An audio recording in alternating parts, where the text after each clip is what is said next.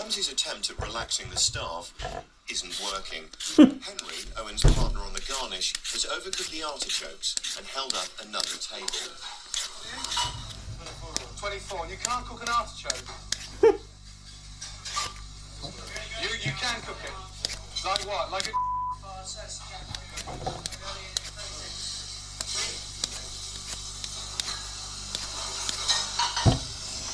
Because this is a fucking laughing stock. This is a dream. This is a piss take. Get with it, dickhead. I've just filled out a form to get these salaries, these bank and the sales. You know what I'm put this one down as? This guy's a chef de party. Yeah. Do you know what he is? He's a chef de party as well. You, as from now on, a commie. And you, one day you want to be a top restaurant manager. Who knows? Yeah, who knows? Who knows? Yeah. Do you think it's acceptable that you wear a blue plaster? So what about opening your big French eyes and looking for white plaster? Will you stop bullshitting me? Yeah, did you have time to go and get them? You didn't have time to go and get them today? Right, does it look, show me your hand. Does it look more discreet or does it look stupid? Sorry? Gold star. Arsehole. 1 minute from now, concentrate you. You kind of up for everybody here. 1 minute from now, 2 other minutes in. About that, dickhead. Concentrate on keeping your job. Okay, thanks. Touch the shovel, please. Mark, sauce ready, please. Don't do that. Mark. Please, yeah, Mark. That's how we get, Mark. We come this far, Mark. Yeah, now ram it in our ring piece, yeah? Just look at the thumbprint on there. Look. Come here, you. Hey, speak. Mate, is that it starting again for the week? Fucking hell. Look, it's so evident. It's a big dirty print on there. Hey, this is a cream sauce. I don't want to sit on here. What are you doing this for? You're not changing again. Every time you change, you get your ass game. Olive, do you mind? Okay. Sure, if you're tired, come home. Okay? Have a good sleep with your girlfriend, come back tomorrow, yeah? Okay? Look for a new fucking job.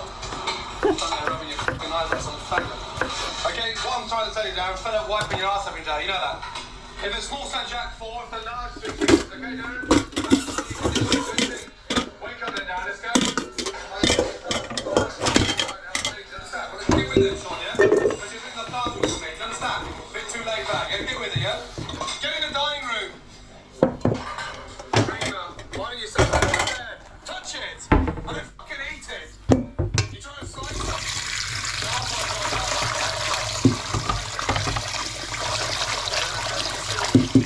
Let's go.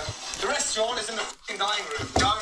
David, the worst thing in the kitchen. This is not, hey, David, play my bollock night again. David, is it no? David, but that's not happening, you know that? So that makes you feel good, yeah? Because I'm stuffed if I'm fucking, hey, if I feel I'm on top of the world, number 1 point. Yeah, I am. Sometimes talking to him about talking to a piece of fucking driftwood. And then he wakes up, he's got to go look for a new fucking job. What are we doing? What are we doing? Mom, what did I say? Mom, what did I say? When you've got the ticket on, he's sending me a new girl. Yo.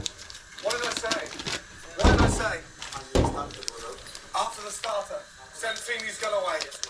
And where are the starters? Where are they going? You come downstairs. Right now. Dreamer. Hey, Tom. Couple of people on the floor. Why don't you look under the lights and put it down here and check the bed nicely and discuss it with Mum. What are you doing on the floor? What are you doing on the floor? What are you doing on the floor? You're supposed to be made to head waiter. What are you doing on the floor? Change the floor. Oh, fuck off, Tom. That was Tom and Jelly Bean.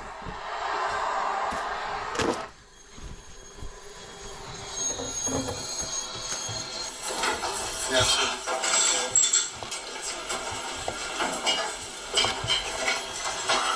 Really? Why are you working the floor again, sorry, Stu? Leave it, Tom. Just leave it and f*** off in the dining room, Tom. Shit. Now you've got the f***ing cockroaches all over the floor. Paul, if I catch you licking that cloth again, yeah, Paul, when there's cloth there waiting to go, yeah, you can go back to fucking Gary Road. Do you understand? Yeah. Do you understand? Good. Put on here, donut. One of his waiters has committed a cardinal sin. He served a lunchtime table the wrong starters. Oh no, come on. Oh, come on. Oh, come on. Fucking hell. Oh, there's nowhere near the same. Who served that? What have you done, Silver? It's not even the same, Silver.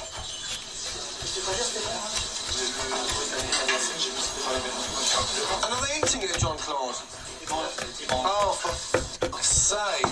Oh, fucking hell. I mean, this is so fucking unfair. You know that? Here you go, Silver. Put it in the fucking bin. It's so unfair. 30 covers for lunch. We can't even get it fucking right. Get out of the kitchen, Silver, yeah? Get out my fucking side. And so they chose a la carte, and we served them lunch menu. Oh, come on. Oh, this is a fucking embarrassment. Even if one dish was the same, there's nothing similar. It's completely fucking hell. One drink de jour, one ravioli. What are they doing? Oh, come on. At this level, these prices, this level. So they're selling peanut pants about a fucking Michelin guide. Huh? Get Silver out. He comes back at 5 o'clock. I'm not going to look at him, get him out of the establishment. He comes back at 5 o'clock. Do you understand? Yeah? Get him out my side. Do you understand? Yeah? Tell him to f*** off for the afternoon, start thinking about his career. Do you understand?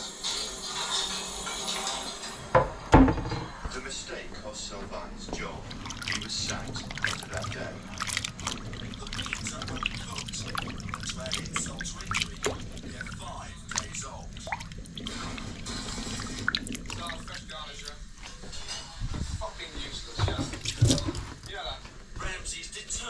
Identify the culprit. Are you tasting anything, or are you just here for the money?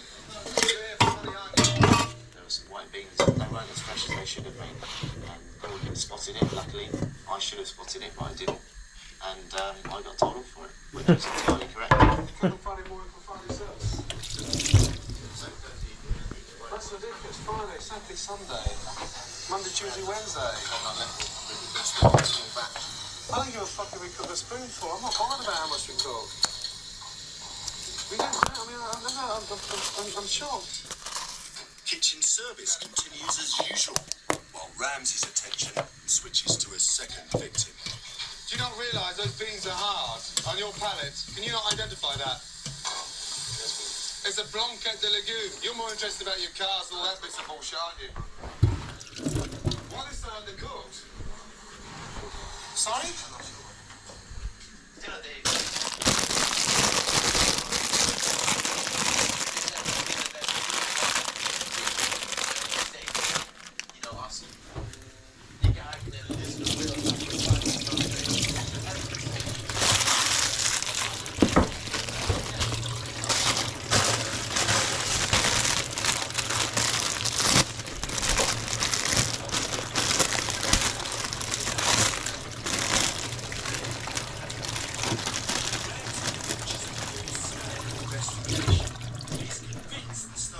To cover up. Why is taking your fingers in? Artistic. What about this with a spoon in your hand? Fucking idiot. And Ramsey's temper shifts up a few gears. Why is the fresh chicken stuff in there tonight? I want to know who done that. Because I was a lot of stuff in it when I opened the bed, so I let it down with some of that. No, there's nothing on there. It's all fresh chicken stuff in there. I want to know why. Sarge, we don't want to get to the bottom of it. I'm going to find out the truth, and that individual can go and fucking look for a new job and try to understand. Why are they being washed out? They're undercooked, yeah? And they're undercooked, they're too firm, and all the stock that they've been cooked in has been washed off. Why? But that's illegal. And I want to find out what the truth is, and I want to find out who the donkey is here. Beans, cooked on a Friday, and used on Wednesday. I knew when I tasted the jus that someone was trying to cover up. Excuse me, can you get them in the bin? Yes, bro. It's a hardcore way of jumping into what's right and wrong. If someone's ever going to try and dictate to me that we cook fucking beans on a Friday for Wednesday, I'll suggest we cook the sitting room and food in the cupboards, yeah? Because that's my fucking preference, yeah? And because we're not selling anything, does that give us any right to cook it less or longer? They're undercooked. steak's fucking old. Every other day. There's no excuse. With or without Italian on the fucking section. Gordon Ramsay's on the rampage. He's launched an investigation into these beans. They're undercooked, they're 5 days old. He wants to know why and who's to blame. Alright, young man. Do you think you're in Paris now and you're cooking for 100 cows? Is that what you think? You're not a hot chef, are you? You're not hot. It's not for you, is it? No. So, I don't think so. I don't think you'll ever cook again. I'm honestly serious. I'd actually like, I prefer you give you notice. I didn't get back home and start crying about it. I said, oh, I don't want to go work anymore, or I'll give my notice. I just, admit that I was wrong.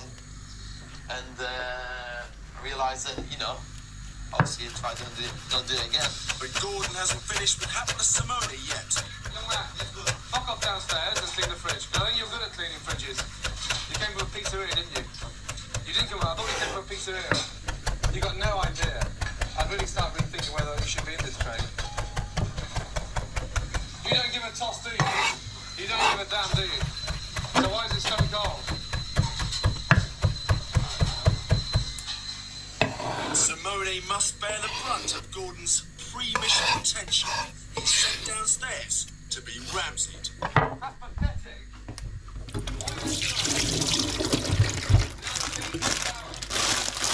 Once a week, not twice every other day. Why is that? I don't think you should cook.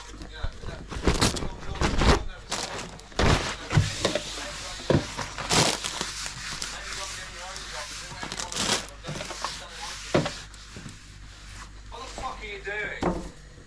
It's not in you. So what is it then? You're not saying it's cooking, are you? Sorry? I think you better just give me your notice. Don't worry about your job in Paris. You know that? I think it's easy to do it. Fuck off back to Italy. We start working as a team, Because anyone wants to go and work on the road, you know what they can do? Fuck right off. Hey, I can't wait to see them on the road. Yeah. All big fucking shiny stars, yeah. We'll see. 4 mixed salad, no salad, I don't believe you. Hot salad and jack and no salad. Close for lunch. What time do you get here? 7 o'clock. I got you. Yeah, as a 24-year-old junior soup chef. Yeah, there's no f***ing salad in the place. Are you happy? The big boy, just calm down and stop worrying about your flat jackets. At 50 quid, who's going to give you a f***ing job? Happy, yeah? Next time you're out, son, I don't give a f***. Do you understand? Go with you. Go, there you go. Apologise about the salad, yeah? Because the fridges have gone down. So where's this one come from? Is he changing again? We're going to sauce up the ball, then put the bake cure in, okay? Unless you're trying to rectify the repertoire again.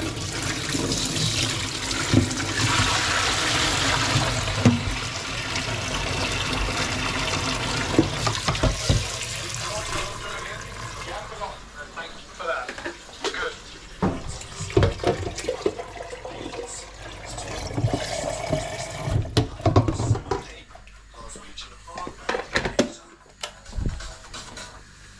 That's disgusting, that. I taste the veg to check the seasoning and bang, it just hits me straight away. They're far too firm. But you're not bothered about it, are you? You stand there and watch your beef being cooked. So once you get this far now, you down the service, realise the bullets. He's fine, I don't think he understands. You've given up the other day. Do you think the basket of water get them cooked? Yeah? Ramsay's now got Scottish sous chef David Hector Dempsey further in his sights. David, my last time. You understand? Yeah? I don't want anyone to work before David. Okay?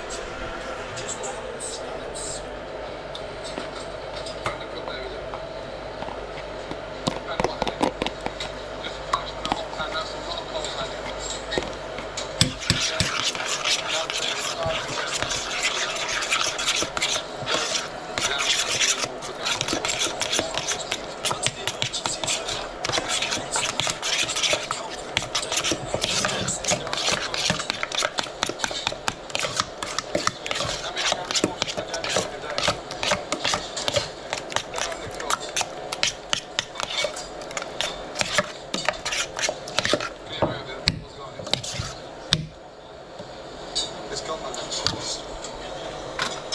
All levels. And fucking snow. Fucking works, man. It's getting worse. When I'm under pressure like that, you don't come. Then you make idiotic moves, so Jack out there, he passes back over. You look a bigger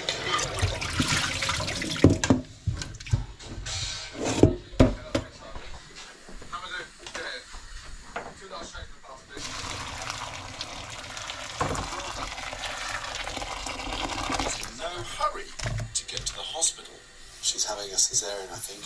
So, I don't really want to be there. It's 6:30. Tana's just had twins, but still no sign of Gordon. I'm feeling more nervous having him there. So to us, it just works well that he's there immediately after the birth, and Not unusual, but they worry Gordon. Babies being born at a little under 34 weeks have problems both with breathing, feeding, and temperature control. And almost basically, I couldn't believe that alarms were going off, and they just looked so ill. And I just, was praying that they'd come through. It's quite upsetting for him to see them having to have tubes and on a ventilator. And Gordon can only cope with a brief glimpse at Holly before having to leave the room. I was petrified inside that intensive care unit, and very few times in my life that I'm out of control. Very few times that I'm not in control. God. He's very excited. Although he did say to me this afternoon, can't you hold on until just after midnight? I don't think he's experienced contractions.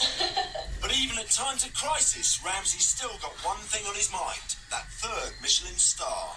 33, a month ago, 3 children. There's only one more 3 I'm waiting for. God almighty. I tell you, I can't get any closer now. Yes, with only a week to go, Michelin star fever has once again hit London's restaurateurs. It's all about building consistency and increasing your standards year in, year out to meet the demands which are expected. But the result is a closely guarded secret. The main reason why chefs at my level respect Michelin is because no one gets close to them. Except that this year, 3-star chefs Marco Pierre-White and Nico Ladenis have caused controversy. Marco has already announced that he wants to give back his 3 stars, whether Michelin want them back or not. And the other rumour doing the rounds is that Nico has also given back his 3 stars. I gave my 3 stars back for the simple reason is that, 20 years I've been in the kitchen, and winning 3 stars was very exciting. In fact, it was a major part of my life. Retaining them, I found rather boring. But Ramsey's making his attitude towards his former employer quite clear, so as to improve his own chances. Like they rightly said to Marco 3 months ago when he announced his retirement, it's not Marco White's decision to give the 3 stars back. They made that quite clear. I respect Michelin. I admire what they've done for gastronomy in Britain. I think people's demands have changed. So Ramsey's the contender, and all he's waiting for is an official visit from Michelin to confirm his new kingly status. Michelin traditionally send over one of their top honchos from France to have a look before they award 3 stars to anybody. So if he hasn't had that visit from Monsieur Michelin de Paris, then he ain't going to get it. It's the 20th of January. The pressure's on. There's still been no visit from Michelin. Even worse, Gordon's got a call from an insider who's heard a hot rumour that Ramsey's not going to get a 3rd star. Is someone pulling my cock? Is this a wind-up?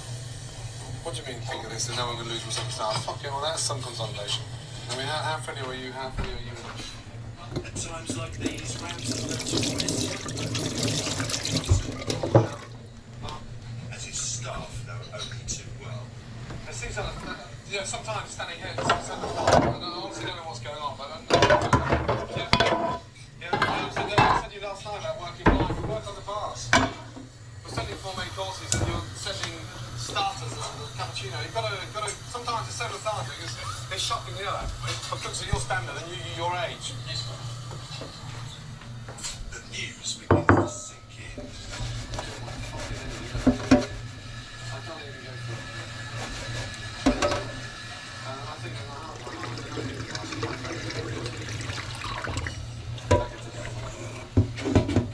Finally convinced, Ramsey's off to his hideout in the basement to get his hits.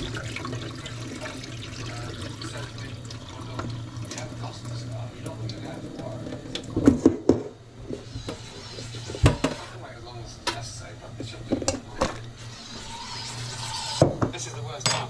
The only way to deal with this is to take a fucking holiday. I'm here, it's my hideout. The first door goes down here. No one's supposed to know. Meanwhile, at the Mayfair restaurant, Truce, Gordon's best friend, Liverpudlian ex-boxer, is wearing the show results, hoping for his first star. Just sort of cream the icing on the cake to us all, really. It's not just about one man here. It's about the team of people, the loyalty to that man. As one of Ramsey's most dedicated ex-employees, Marcus Waring was keen to live up to his former teacher's expectations. My way of saying to anyone, what's the reward for this?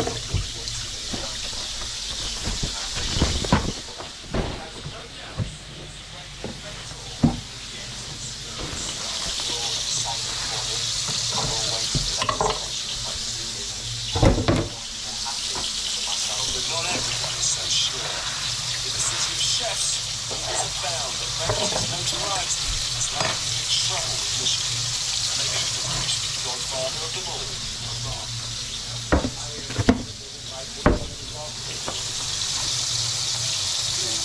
That's Marco.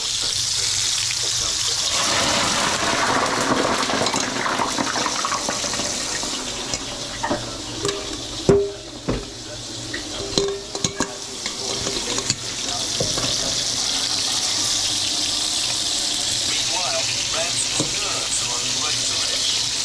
He's discovered some white beans, rolling right under splash. The beans are undercooked. Ramsey sells ritual. They're 5 days old. Right, thank you, darling.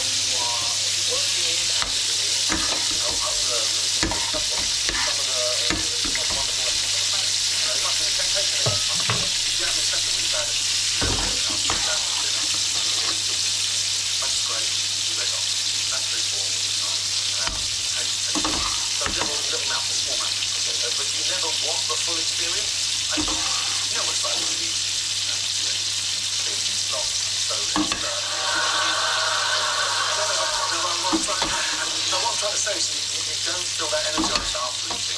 You know what's like. Let me ask you about that. When you go to a gym, you work out at a gym or you have a gym at home? No, I sort of work out a little bit here and everywhere. Depending where I am, I'll take my speedos, trainers.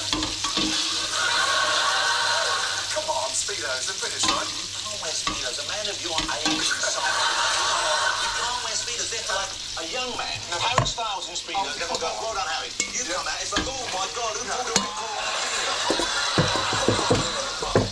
You have a pot belly, I have a flat belly. So let's get that right. That's just more of me to love, but I wouldn't put it in a speedos. The purpose of speedos. How long does that take you? 25 minutes? Wow. So I'm doing that.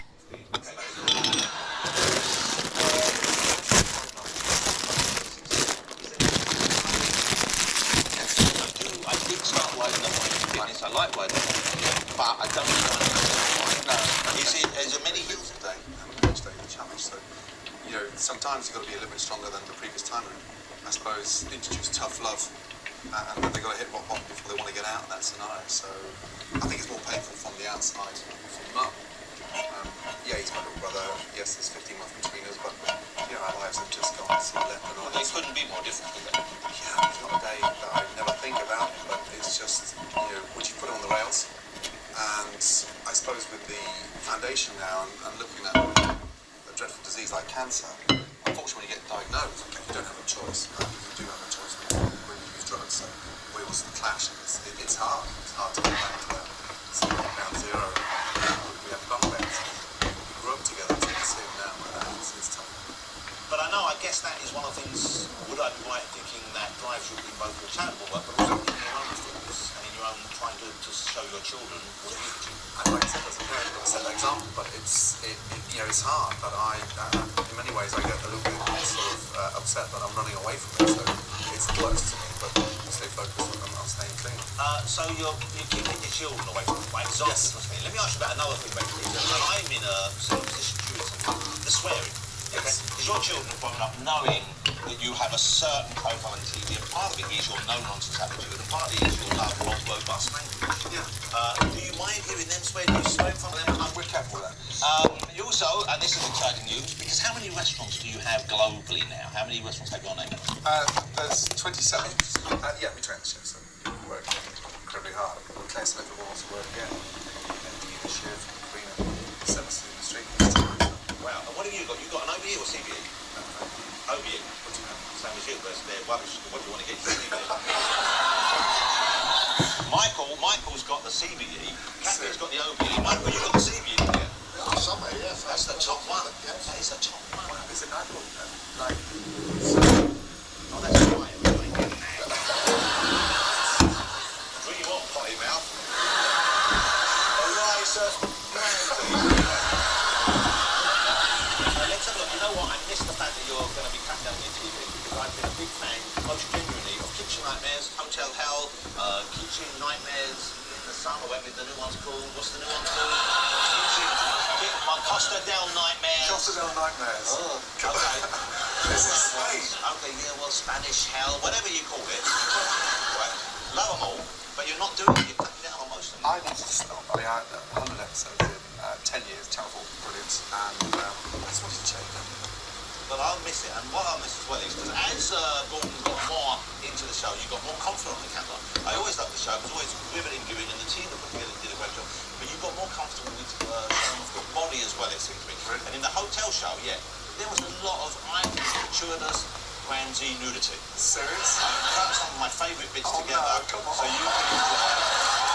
This is what you're going to miss in the future. That's disgusting. Come on. Great to have you here, as always. You going to stick around for the rest of the show? Can I stop now? No. You stick around? Of course I will. As long as I stick around that great news, ladies and gentlemen.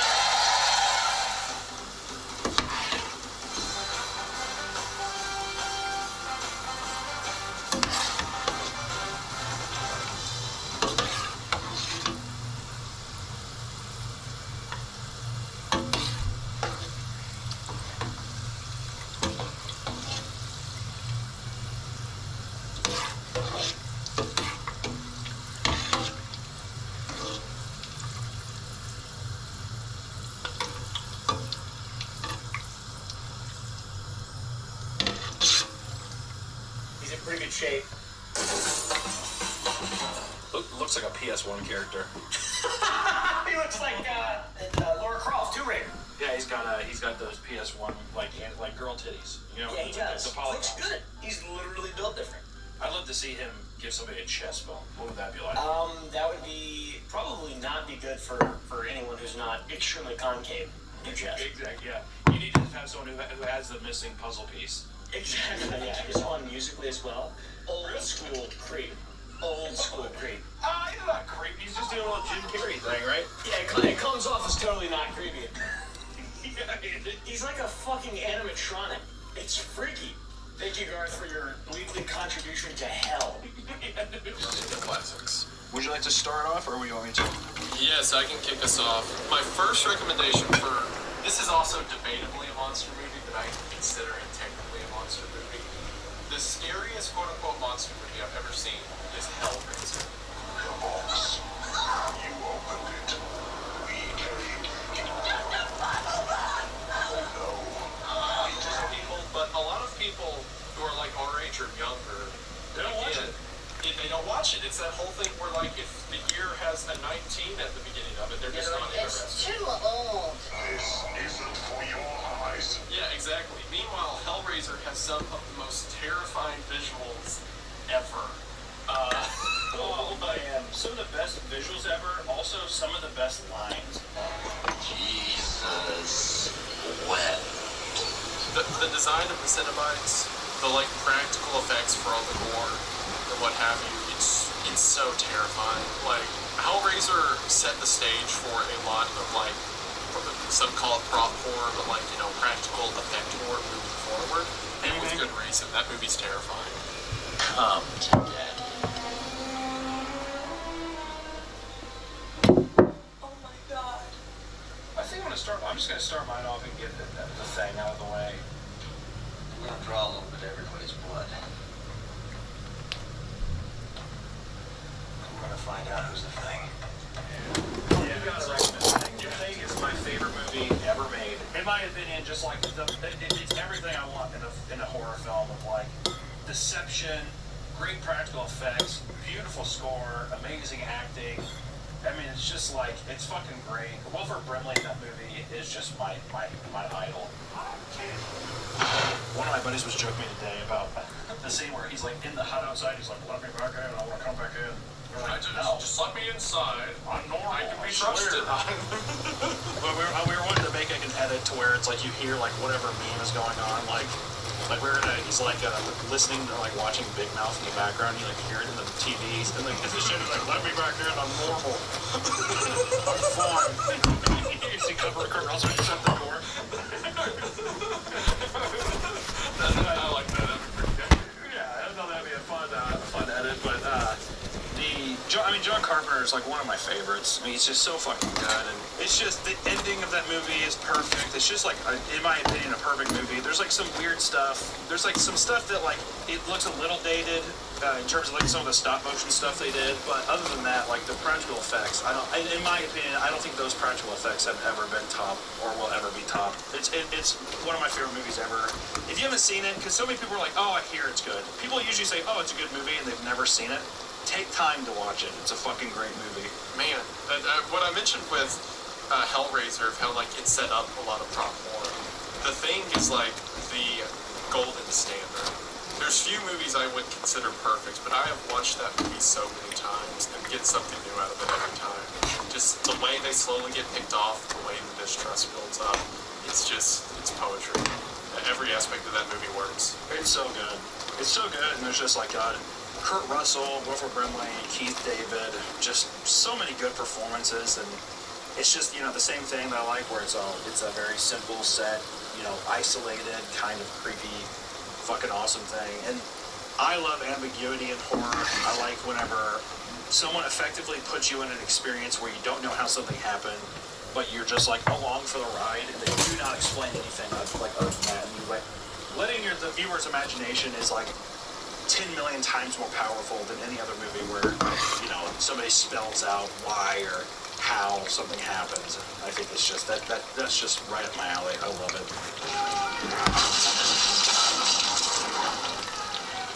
Wait up. found a great cause. Give it as a gift or buy a package for yourself and help out the environment. Everybody wins! You can even put your new title on a credit card. The first 200 people that use my link and purchase a title pack will be placed right next to mine. Together in a meat kingdom. Who knows? Maybe one day we'll take a field trip and see them all lined up